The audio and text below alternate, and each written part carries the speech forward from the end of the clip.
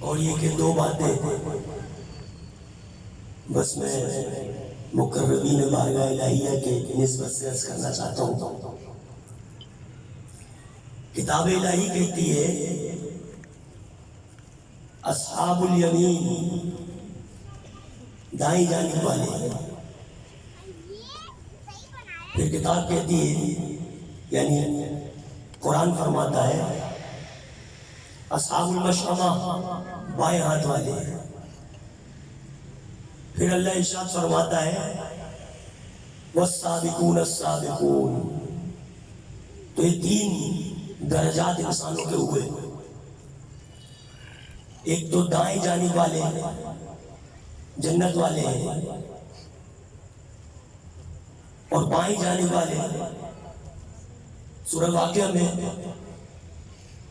تفصیلی طور پر اس بارے میں فرمایا گیا ہے، میں مختصراً اختصار کے ساتھ بیان کر رہا ہوں۔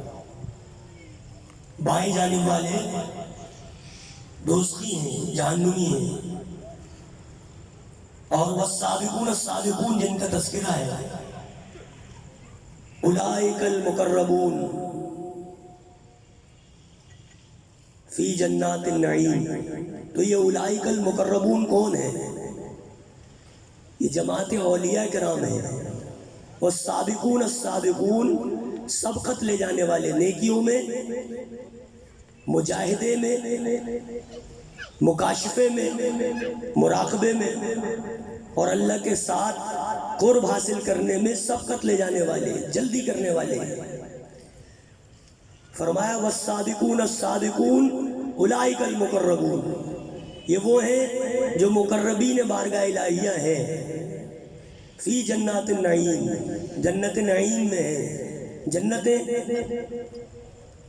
جنتوں کا نام مختلف بیان ہوا ہے، مختلف احادیث میں، مختلف حکایات و آیات میں۔ جنت عدن بھی ہے، جنت الفردوس، جنت نعیم، جنت المأویٰ، مختلف ناموں سے جنت کو پکارا گیا ہے۔ تو یہاں جو مقربین بارگاہ الہیہ کے لیے جنت کا نام لیا گیا وہ ہے فی جنات النعیم، یعنی ایسی جنت جس میں انعام و اکرام کے سوائے اور کچھ نہیں۔ نعمہ عربی کا لفظ ہے، نعمہ عربی میں تمام حرف، تمام الفاظ تین حرفی ہوتے ہیں، جیسے قتلہ، کفر، نعمہ، تو اسی سے بنتا ہے نعیم، ایسی جنت جس میں انعام و اکرام کے سوائے اور کچھ نہیں۔ تو عرض کرنے کا مقصد یہی کہ ہم جماعت اولیاء سے تعلق رکھتے ہیں، اور جب جماعت اولیاء سے تعلق رکھتے ہیں تو ہمیں چاہیے کہ ہم اپنے اعمال کو ان کے اعمال سے ملا لیں۔ اگر ہم اعمال صالحہ اس انداز سے نہیں کریں گے جس انداز سے اولیاء کرام نے کیے ہیں تو ہم اس درجے کو نہیں پا سکتے۔ جیسا کہ غوث اعظم فرماتے ہیں کتاب الہی پر عمل کرنا تمہیں کتاب نازل کرنے والے تک پہنچا دے گا۔ پھر فرماتے ہیں سنتوں پر عمل کرنا تمہیں سنت والے کے قدموں تک پہنچا دے گا۔ تو اسی طریقے سے اگرچہ ہم اولیاء کرام کی جماعت سے متعلق ہیں تو ہمیں چاہیے کہ ان کی عادات و اطوار اور اعمال صالحہ اور اخلاق تمام کو اپنا لینا چاہیے، تاکہ جیسا حضرت صاحب رحمۃ اللہ علیہ فرماتے ہیں تم ظاہر میں پیروی کرو، باطن میں پیروی خود ہو جائے گی۔ یعنی اگر ایک بندہ نقل کر لے گا تو وہ اصل ہو جائے گا۔ اولیاء کرام کے قدم بقدم چلنا، ایک شاعر فرماتا ہے جہاں تیرا نقش قدم دیکھتے ہیں خیابہ خیابہ ارم دیکھتے ہیں۔ تو بزرگان طریقت اور بزرگان شریعت کے نقش قدم پہ چلنا ہمیں ان کے قدموں تک، ان کے دامن تک پہنچا دیتا ہے۔ اور حضرت شیخ عبد القدیر جہانگیری رحمۃ اللہ علیہ جو شاہ عبد الحی کے خلیفہ ہیں، 100 سال پہلے انہوں نے ایک کتاب لکھی تھی، وہ کتاب میرے پاس موجود ہے، آئینہ جہانگیری۔ شاہ عبد القدیر جہانگیری رحمۃ اللہ علیہ نے اس میں تذکرہ کیا ہے کہ اگرچہ کوئی سالک کا مطلب ہوتا ہے طالب علم، راہ سلوک کا مسافر، یہ راہ طریقت ہے، یہ پیری مریدی ہے، اسے طریقت کہتے ہیں، کچھ لوگ اسے تصوف کہتے ہیں، کچھ لوگ اسے راہ سلوک کہتے ہیں۔ تو حضرت عبد القدیر جہانگیری رحمۃ اللہ علیہ فرماتے ہیں راہ سلوک میں سالک اگر کسی بزرگ کی پیروی کرنا شروع کر دے، اپنی ہر شے میں، اپنے ہر عمل میں کسی بزرگ کی اگر پیروی کرے تو اللہ اس بزرگ کے اور اس بندے کے درمیان ایک روحانی ربط قائم کر دیتا ہے، اور جو کشف و کرامات اس بزرگ سے ثابت ہوتی ہیں وہ کشف و کرامات اس بندے سے بھی ظاہر ہونا شروع ہو جاتی ہیں۔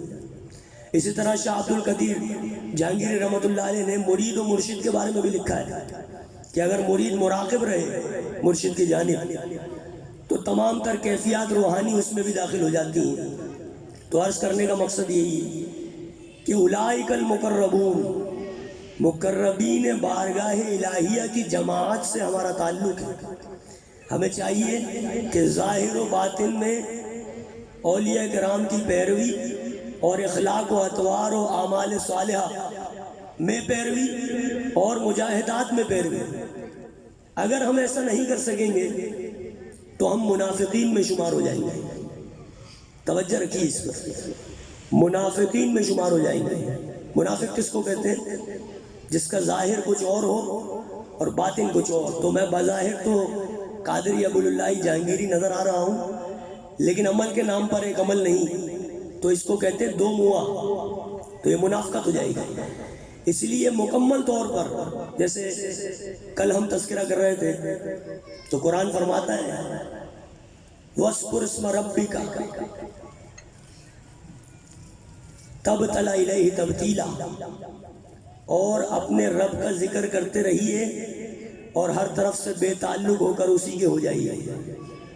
تو مطلب یہ ہے کہ اگرچہ ہم جماعت اولیاء میں داخل ہو گئے ہیں، کسی بزرگ سے ہم نے بیعت کر لی ہے، تو ہمیں چاہیے کہ ہم ان کے نقش قدم چلیں تاکہ معلوم ہو کہ خواجہ غریب نواز رحمۃ اللہ علیہ کے اخلاق و اعمال کیا ہیں، ان کے اعمال صالحہ کیا ہیں۔ اگر ہم غوث اعظم کا نام لیتے ہیں تو ہمیں معلوم ہو کہ ان کے مجاہدات کیا ہیں، ان کے اعمال صالحہ کیا ہیں۔